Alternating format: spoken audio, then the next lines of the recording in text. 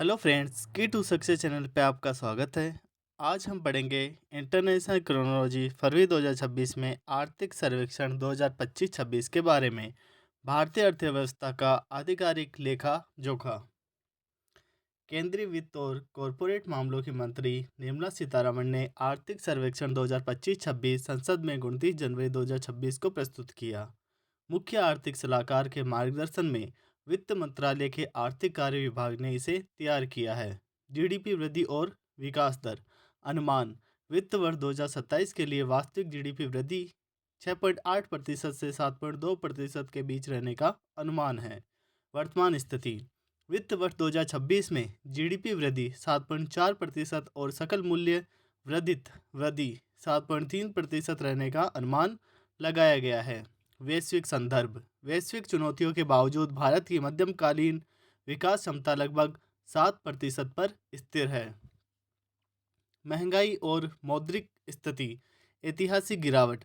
भारत में महंगाई दर अपने न्यूनतम स्तर पर पहुंच गई है। अप्रैल से दिसंबर 2025 के दौरान औसत महंगाई दर मात्र 1.7% रही। आरबीआई का रुख। दिसंबर 2025 तक रेपो दर 5.25% पर स्थिर रही। भविष्यवाणी।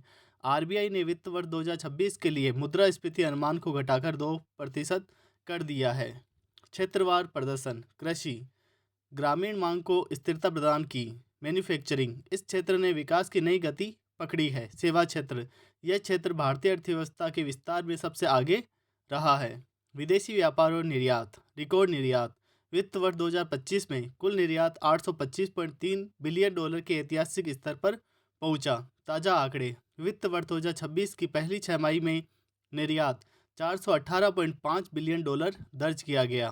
राजकोषीय और आर्थिक मजबूती। राजस्व में सुधार और पूंजीगत खर्च में बढ़ोतरी देखी गई है। बेहतर सॉवरेन रेटिंग और राजकोषीय अनुशासन के कारण वैश्विक निवेशकों का भरोसा बढ़ा है। क्षेत्रीय विकास के कारक। कृषि क्षेत्र ग्रामीण अर्थव्यवस्था का आधार। वृद्धि दर। वित्त वर्ष 2026 के लिए 3.1% वृद्धि का अनुमान है। तिमाही प्रदर्शन। वित्त वर्ष 2026 की पहली छमाही में कृषि जीवीए 3.6% बढ़ा। पिछले वर्ष यह 2.7% था, जो अच्छे मानसून और फसलों के बेहतर प्रदर्शन का संकेत है। संबंध क्षेत्र। पशुधन और मत्स्य पालन में 5 से 6% की स्थिर वृद्धि दर्ज की गई। उद्योग और मैन्युफैक्चरिंग विकास का नया इंजन। औद्योगिक वृद्धि। वित्त वर्ष 2026 में 6.2% वृद्धि का अनुमान है। फाइनेंशियल ईयर 2025 में 5.9% थी। छमाही प्रदर्शन। पहली छमाही में इस क्षेत्र ने 7% की तीव्र वृद्धि दर्ज की। मैन्युफैक्चरिंग। यह क्षेत्र प्रमुख इंजन बनकर उभरा है। फाइनेंशियल ईयर 2026 की दूसरी तिमाही में इसका जीवीए 9.13% के उच्च स्तर पर पहुंच गया। सेवा क्षेत्र अर्थव्यवस्था का मुख्य स्तंभ। सबसे तेज विस्तार। फाइनेंशियल ईयर 2026 में 9.1% वृद्धि का अनुमान है। अर्थव्यवस्था में हिस्सेदारी। जीडीपी में सेवाओं की हिस्सेदारी 53.6% और जीवीए में अब तक के उच्चतम स्तर 56.4% पर पहुंच गई है। वैश्विक पहचान।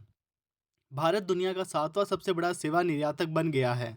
वैश्विक व्यापार में इसकी हिस्सेदारी 2005 में 5.2% से बढ़कर 2024 में 4.3% हो गई है। एफडीआई प्रत्यक्ष विदेशी निवेश प्राप्त करने में यह क्षेत्र शीर्ष पर है। रोजगार और श्रम बाजार।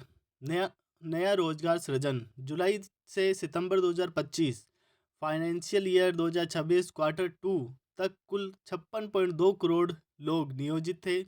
पहली तिमाही के मुकाबले लगभग 8.7 लाख नए रोजगार जुड़े। श्रम बल संकेतक। श्रम बल सहभागिता दर बढ़कर 56.1% हुई। महिला एलएफपीआर में महत्वपूर्ण सुधार, जो 35.3% तक पहुंची। श्रमिक जनसंख्या अनुपात बढ़कर 53.4% हुआ। बेरोजगारी दर दिसंबर 2025 में घटकर 4.8% के निचले स्तर पर आ गई। डिजिटल प्लेटफॉर्म की भूमिका। E S H R M E श्रम 31 करोड़ से अधिक असंगठित श्रमिकों का पंजीकरण। 54% महिलाएं। NCS portal. नौकरी की रिक्तियों में 200% से अधिक की भारी वृद्धि दर्ज की गई। व्यापार प्रदर्शन। भारत ने वैश्विक व्यापार में अपनी पकड़ मजबूत की है। ऐतिहासिक निर्यात। वित्त वर्ष 2025 में कुल निर्यात 825.3 बिलियन के रिकॉर्ड स्तर पर पहुंचा। फाइनेंशियल ईयर 2026 की पहली छमाही में यह 418.5 बिलियन रहा। सेवा निर्यात।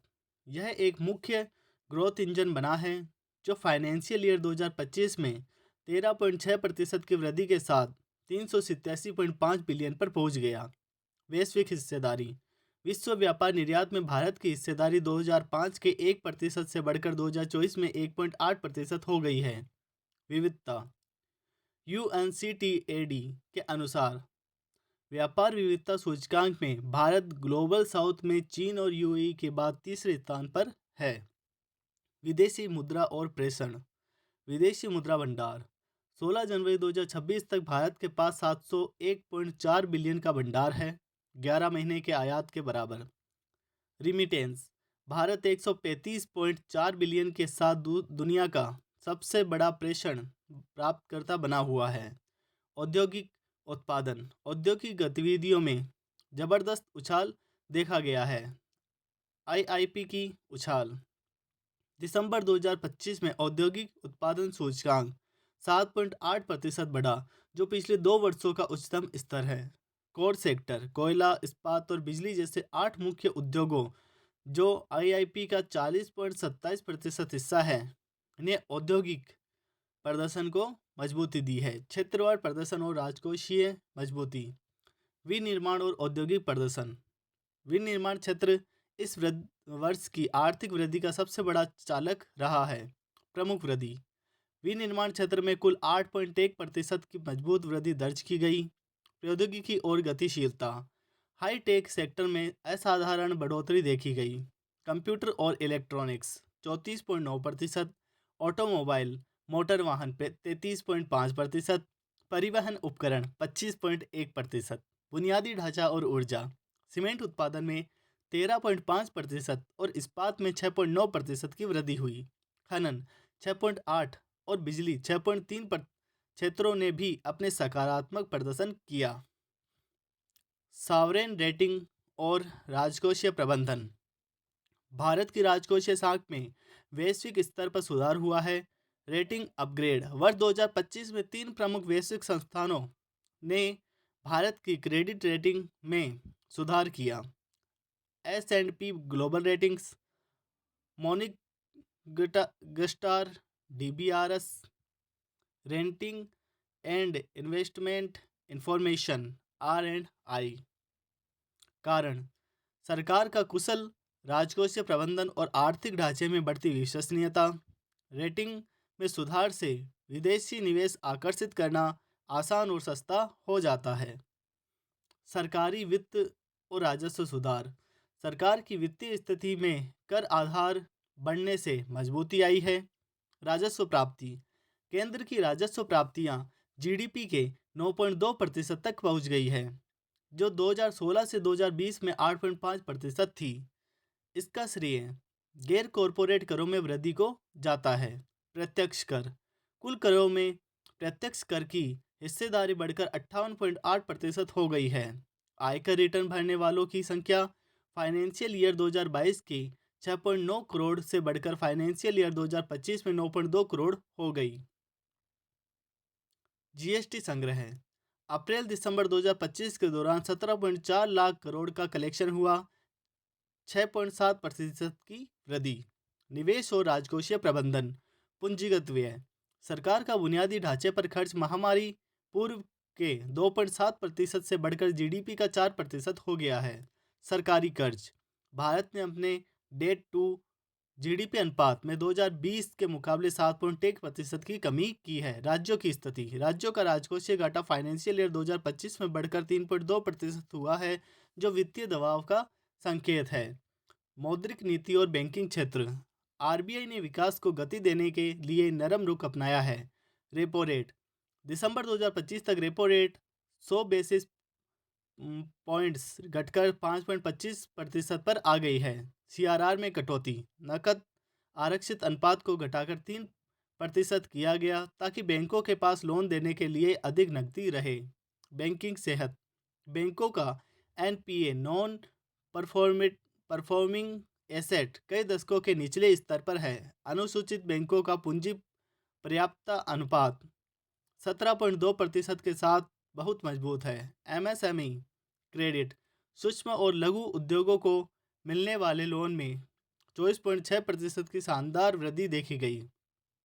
पूंजी बाजार और वित्तीय समावेशन, भारतीयों का झुकाव अब पारंपरिक बचत से हटकर शेयर बाजार की ओर बढ़ा है। बाजार से संसाधन जुटाना, दिसंबर 2025 तक प्राथमिक बाजार से 10.7 लाख करोड़ जुटाए गए।